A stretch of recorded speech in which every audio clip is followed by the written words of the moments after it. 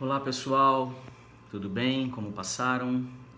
Retomando então os nossos estudos de direito constitucional, vínhamos tratando do direito de liberdade, né? Já tivemos oportunidade de comentar a respeito da concretização desse direito, quanto à liberdade de manifestação do pensamento, né? A liberdade de consciência, a liberdade de expressão. Mencionamos também a liberdade de manifestação na imprensa, né? Bem como finalizamos quando falávamos da chamada liberdade de crença e de culto. Continuando a tratar do direito de liberdade, cumpre-nos ainda mencionar outras formas de concretização dele, né? De implementação desse direito de liberdade.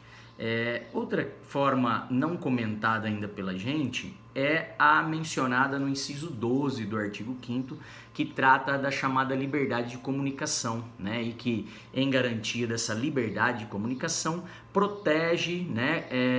Traz ali a inviolabilidade das comunicações pessoais, tá? Então, a proteção, né? Como algo inviolável às comunicações realizadas entre pessoas, tá? Então, fazendo a leitura do inciso 12 do artigo 5º, né, que trata da minha liberdade de comunicação, dispõe assim o inciso 12.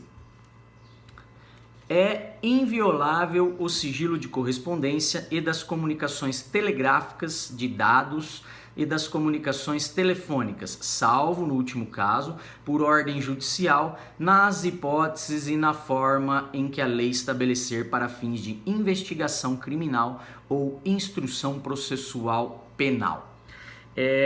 Nesse sentido, temos então, após a leitura, né, explicando um pouco mais como implementa-se essa liberdade de comunicação através da proteção, da inviolabilidade das comunicações pessoais, né, telefônicas, telegráficas, temos que mencionar que o indivíduo, isso faz parte do direito de segurança, né, pessoal? O indivíduo ele precisa ter segurança de que nas suas comunicações pessoais elas não serão interceptadas por outras pessoas, né?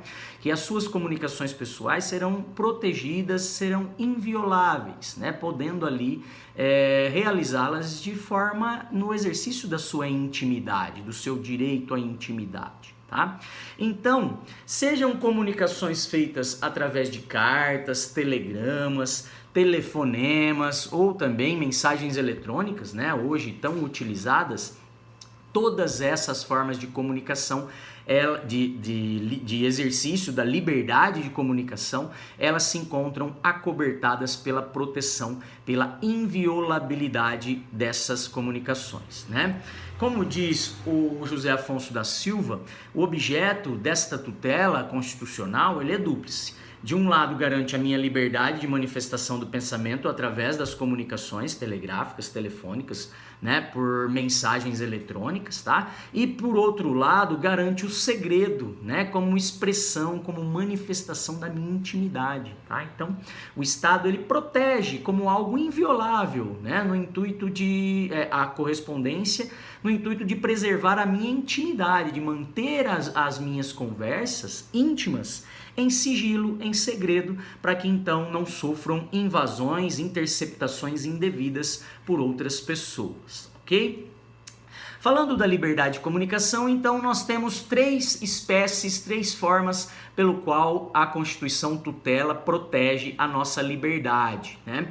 A primeira delas é o sigilo de comunicação telefônica, garantindo então a nossa liberdade de comunicações telefônicas, tá? Garante também o sigilo de correspondência, né? A inviolabilidade da correspondência.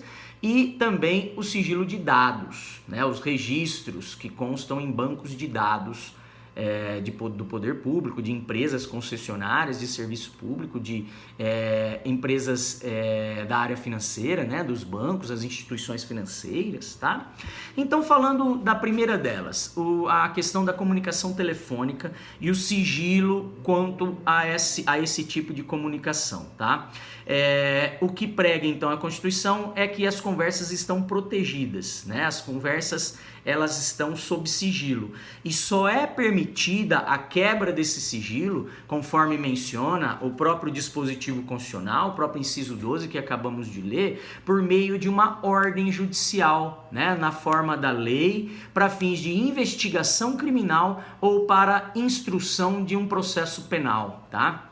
Isso tem regulamentação pela legislação infraconstitucional. É a Lei de Interceptações Telefônicas, a Lei 9.296 de 96, que regula a possibilidade da quebra de sigilo das comunicações telefônicas por meio de ordem judicial. Tá? Então, seja para uma investigação ainda na fase de inquérito, né? Mediante ordem, o delegado busca a ordem do juiz, então, para quebrar esse sigilo, ou seja, já no decorrer de um processo penal em que o juiz determina a quebra do sigilo dessa liberdade de comunicação, né? Dessas comunicações telefônicas, ok? Uma outra forma de exercício da minha liberdade de comunicação é através da correspondência, que garante o meu sigilo de correspondência, tá? E aí eu tô falando da comunicação por meio de cartas, por meio de telegramas, né, pessoal? A correspondência, ela também está acobertada pela inviolabilidade prevista no inciso 12 do artigo 5º, tá? Temos que mencionar que, assim como o sigilo de comunicação telefônica não é um direito absoluto, né, um direito fundamental absoluto, porque comporta limitação, restrição por meio de uma ordem judicial, né, que determine ali a interceptação das conversas telefônicas, a mesma coisa vai ocorrer com relação ao sigilo de correspondência, tá? O sigilo de correspondência também pode sofrer limitações, né? Pode sofrer ali uma quebra desse sigilo, tá? E nós temos várias formas de se quebrar sigilo de correspondência, ou melhor, que o legislador infraconstitucional restringiu o exercício desse direito fundamental, tá? A correspondência do preso, por exemplo, ela pode ser violada em casos excepcionais, conforme menciona a Lei de Execução Penal, né? A Lei 7.210 de 84, menciona lá no artigo 41, parágrafo único, que quando ali há uma presunção de que os presos estão se comunicando a respeito da prática de crimes, né, é possível então a violação da correspondência do preso a fim de se apurar esse fato, né, se eles estão realmente organizando, confabulando, tratando ali de atos criminosos, tá? Então, uma hipótese, né, que a legislação infraconstitucional restringe esse direito de liberdade de comunicação no caso do preso, né? A lei postal também autoriza em situações específicas o serviço de correios e telégrafos violar a correspondência de pessoas físicas e jurídicas, tá? Isso está lá na lei do serviço postal, que é a lei 6.538 de 78, tá? Como, por exemplo, se estiver ali havendo uma presunção de tráfico de entorpecentes, né, de prática de crimes através de correspondências ali, remessa de cartas, né? Então, através de caixas, né, enviadas pelo serviço postal, tá? Então, volumes, cartas, qualquer uma dessas, havendo nas hipóteses previstas autorizadas na lei postal, como essa da presunção de que estão contrabandeando, é uma hipótese, né, a prática de contrabando, então ligadas a práticas criminosas, né, prática de contrabando, prática de tráfico de entorpecentes, o serviço de correios pode violar a correspondência, porque se encontra numa hipótese autorizada, tá? Então faz parte ali daquelas limitações, daquelas restrições típicas aos direitos fundamentais, né? Que não se tratam de direitos absolutos, como nós vimos. Outra questão que temos que mencionar é a possibilidade dos pais, no exercício do pátrio poder, ou seja, quando ainda exercem pátrio poder sobre filhos menores, né? A possibilidade dos pais, em casos excepcionais, também violarem a correspondência dos seus filhos, tá? Isso faz parte, é autorizado também, né, tá dentro do exercício do pátrio poder, né, previsto lá no Estatuto da Criança e do Adolescente, com assento também no Código Civil, né? Então faz parte do exercício do pátrio poder, essa possibilidade então do pai, no exercício deste poder que exerce ainda sobre os filhos menores, poder então abrir as correspondências endereçadas a esses menores, ok? Com relação ainda ao sigilo de comunicação, além da comunicação telefônica e da comunicação feita por correspondências, tá? Por meio postal, então, esse mesmo dispositivo ele garante o sigilo de dados, tá? Dados bancários, dados fiscais, dados telefônicos. E esse sigilo de dados se refere apenas aos registros e não ao conteúdo. Tá? Então, não se refere ao conteúdo das conversas telefônicas, por exemplo, mas apenas os registros telefônicos, tá? Que quando são quebrados, por exemplo, por uma ordem judicial, né?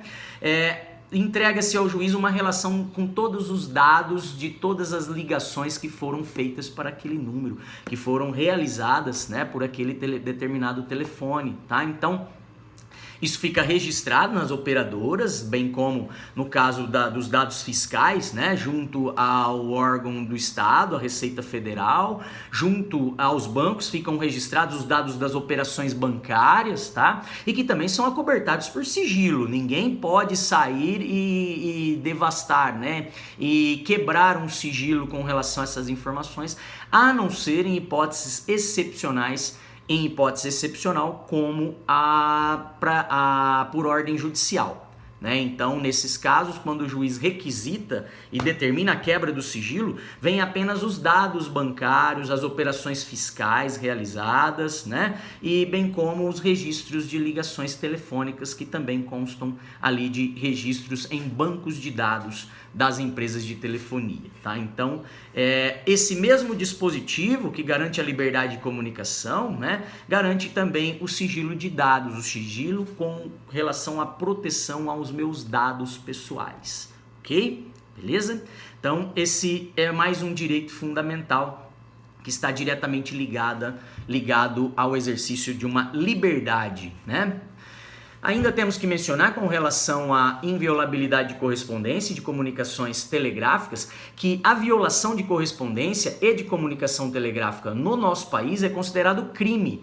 Tem tipificação no Código Penal, tá lá no 151 do Código Penal, né, o crime de violação de correspondência, bem como consta também da Lei de Serviços Postais, essa lei que mencionei ainda há pouco, a 6.538 de 78, tá? Também prevê lá a prática criminosa quando a minha correspondência é violada fora das hipóteses autorizadas lá no artigo 40.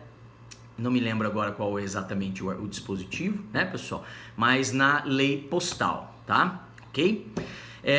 Temos que destacar também com relação ao sigilo de correspondência uma outra restrição ao exercício dessa liberdade, mas na verdade ela vem trazida pelo próprio texto constitucional, né? Que menciona que na vigência de estado de defesa ou de estado de sítio, ou seja, naqueles momentos que o Estado passa por situações de intranquilidade social, que poderia o Estado então quebrar o sigilo à inviolabilidade de correspondência, tá? Então, podem ser estabelecidas restrições ao exercício dessa liberdade, a essa inviolabilidade de correspondência, né? Quando for necessário violar uma correspondência com o intuito de restabelecer a paz social, de restabelecer a tranquilidade no seio do Estado, a própria Constituição autoriza isso. No caso do estado de defesa, está no 136.1 da Constituição Federal, e no caso da decretação de estado de sítio, né, a restrição a essa liberdade de correspondência, de comunicação, está no 139, inciso 3 da Constituição Federal, ok? E nós já comentamos isso, né, quando tratávamos lá da decretação de estado de sítio, que nesse período de intranquilidade social não se tramita projetos de emenda à Constituição, né? Mas o 136, por exemplo, que trata da decretação do estado de defesa, no que diz respeito aqui à restrição a alguns direitos fundamentais, como esse da liberdade de comunicação, o 136 diz que, então, o decreto, a declaração, então, de estado de defesa, né, diz que poderão vigorar seguintes medidas coercitivas: restrições aos direitos de A linha A, reunião, ainda que seja exercida no seio de associações, o Estado poderia restringir. A linha B, sigilo de correspondência. A linha C, sigilo de comunicação telegráfica e telefônica. Tá? Então, na hipótese de estado de defesa, é possível o governo limitar essa minha liberdade. Tá?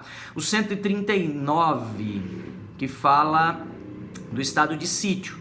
Tá? Então, na vigência do estado de sítio, poderão ser tomadas contra pessoas medidas, diz aqui o inciso 3, de restrições relativas à inviolabilidade de correspondência, ao sigilo das comunicações, à prestação de informações e à liberdade de imprensa, radiodifusão e televisão na forma da lei. Tá? Então, nesta hipótese também de estado de sítio, de decretação de estado de sítio, a fim de restabelecer o mais rápido possível, quando for necessária ali algumas informações, obtenção de informações por parte das autoridades do Estado, poderá ser então restringida a minha liberdade de correspondência, a minha liberdade de comunicação. Beleza? Volto no próximo vídeo para falar de outra liberdade fundamental.